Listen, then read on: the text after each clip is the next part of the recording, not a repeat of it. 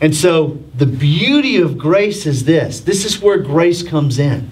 And you see, God starts to talk about what it means to have grace only after these first 3 chapters. Because then he goes on and he says, okay, because of grace, here's what I'm going to give you. And this morning we say this, because of grace, I am these things. And I just want to walk through these things with you so you'll get them this morning. The first thing is this, because of grace, I am saved from the penalty of sin. See, that's the beauty of grace. Grace is this. Grace is a gift. Grace is, let me tell you, I'm the richest person in the world. And I have all this money, all these possessions, anything is at my fingertips. And grace is, I go down to Dallas and I go under a bridge and grab a bum and put him in my car and take him to my house and give him anything he ever wants for food, for life, for sex, for pleasure, for intelligence, whatever he needs, I'll give it to him. And you say, why did you do that? Because it's coming out of me. I am showing him grace. I'm giving him a gift. And you see, grace is fundamentally a part of the gift of the giver. In other words, it is a part of the character of the giver when you understand grace.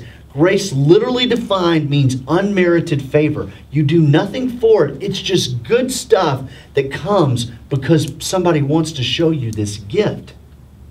Let me tell you what grace is. Grace is a teenager going off to college, having no money left in his bank account, a big fat zero, and needing desperate help, and his parents puts money in the account. Why do they do that? Nothing because of the goodness of the kid, but because of the gift, because of the goodness, because of the kindness of the parents. Grace of the parents. And the first thing is this. It says this. We are saved from the penalty of sin. You say, why did Jesus come? Why is the cross such a big deal in Christianity? Because it's an illustration. It is the central point. It is the way that I have a relationship with God is through the cross. Because the cross was all about grace. Grace, a gift of God. I can't do anything to earn it. And so it says in Romans 3, it says this, that all have sinned and fallen short of the glory of God. Okay, so all of us are in need of grace, but then it goes on, it says this, but we have been freely justified by the grace that comes through Jesus Christ. Now I have to explain this term justified because people are like, oh my gosh, this guy's talking theology. Well, I want to put it on a very basic level of what God has done for you in grace and done for me in grace. And that's this. The word justified is broken down like this. Just as if I'd never sinned. And here's the idea of justification. Real simply, you're going to be a theological scholar after this, but here's what it is.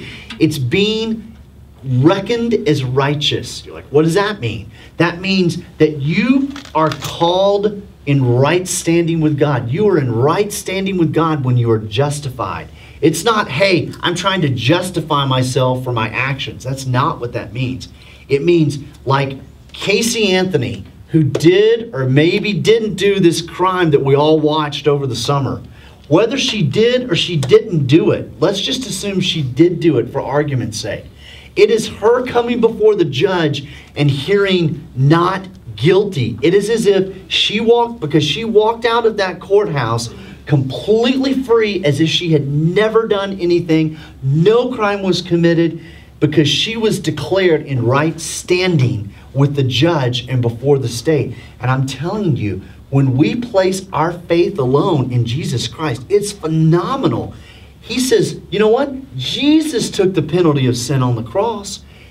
Me, Brian, I'm declared not guilty.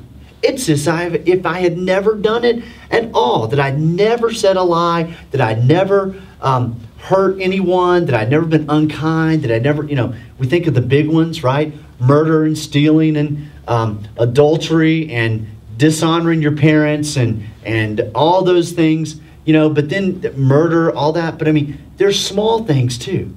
And all of us have done those things. It's like, I'm going to declare you in right standing, even though you might have been guilty of those things. Jesus, took the penalty on the cross for you. And I am saving you from having to experience the penalty. Because here's what the Bible says. It's appointed unto man once to die, and then the judgment.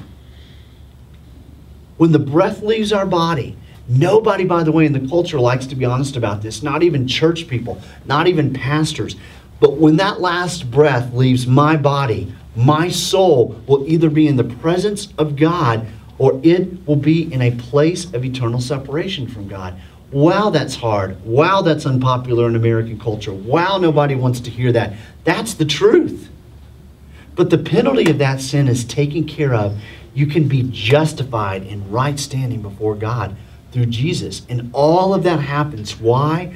One reason. Grace. Grace.